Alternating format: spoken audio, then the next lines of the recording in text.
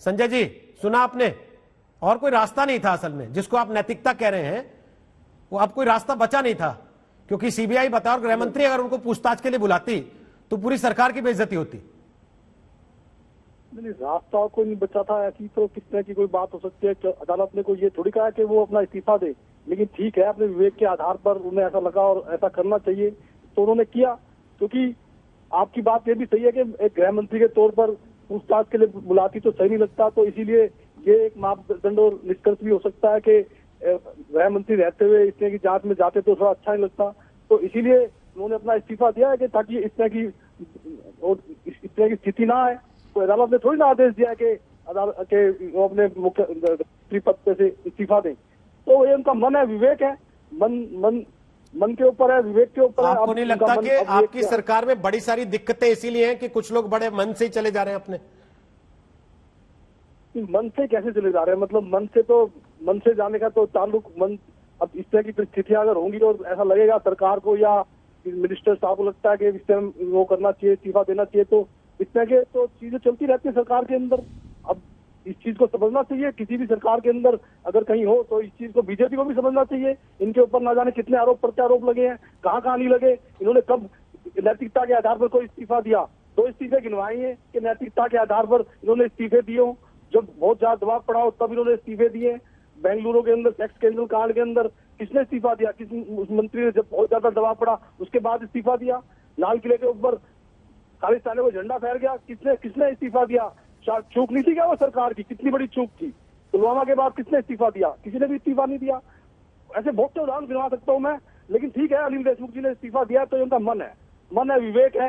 विवेक अब जागा, पहले जागे तब जागे, तब की बात अलग है। जैसे मन करे, जैसे जब जागे तब सवेरा। ठीक है सुधांशु जी, एक शेर है, जागे तब सवेरा। बड़े बेआबरू होके तेरे कूचे से हम निकले, बहुत निकले मेरे अरमा पर फिर भी कम निकले।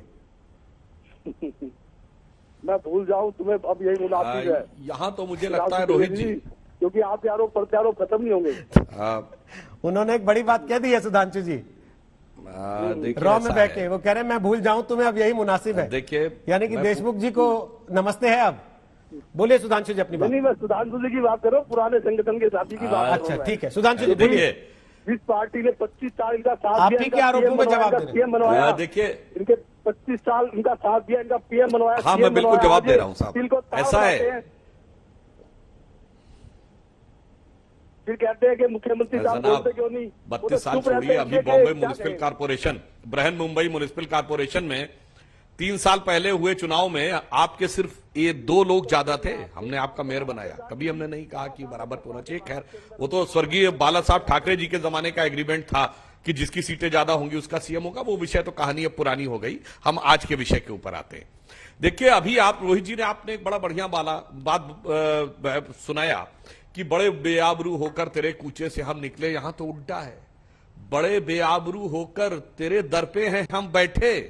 क्योंकि देखिए, शिवसेना की विवशता, न बेचारे अपने आप मंत्री बना पाए, न अपने आप हटा पाए।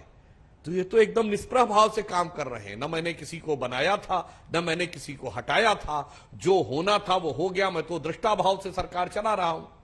तो इसलिए इनकी समस्या तो बहुत गहरी है। और इतना ही नहीं, मैं तो इतना दृष्टा भाव से सरकार चला रहा हूं कि न मैंने किसी को पुलिस कमिश्नर बनाया था, न मैंने किसी को हटाया था। क्या कमिश्नर कर रहा है, क्या मंत्री कर रहा है, दोनों पर मेरा कोई जोर नहीं है। मैं तो एक दर्शक की तरह सिर्फ देख रहा हूं। इसलिए आज जो महाराष्ट्र की स्थिति है, इसके ऊपर नैतिकता का प्रश्न, संजय जी, सिर्फ इस घटना से जुड़ा हुआ नहीं है। नैतिकता का प्रश्न बहुत व्यापक है। और मैं एक बात कह दूंगा, थोड़ा राजनीतिक लगेगी, घनघोर राजनीतिक अनैतिकता के आधार के ऊपर बनी हुई सरकार का अंततः हश्र किस प्रकार का होना है, यह नैतिकता की बात करने की अपेक्षा करना उनसे मैं मानता हूं कि यह उचित नहीं था। इसलिए जो कुछ हो रहा है वो इस सरकार की प्रवृत्ति के अनुसार हो रहा है।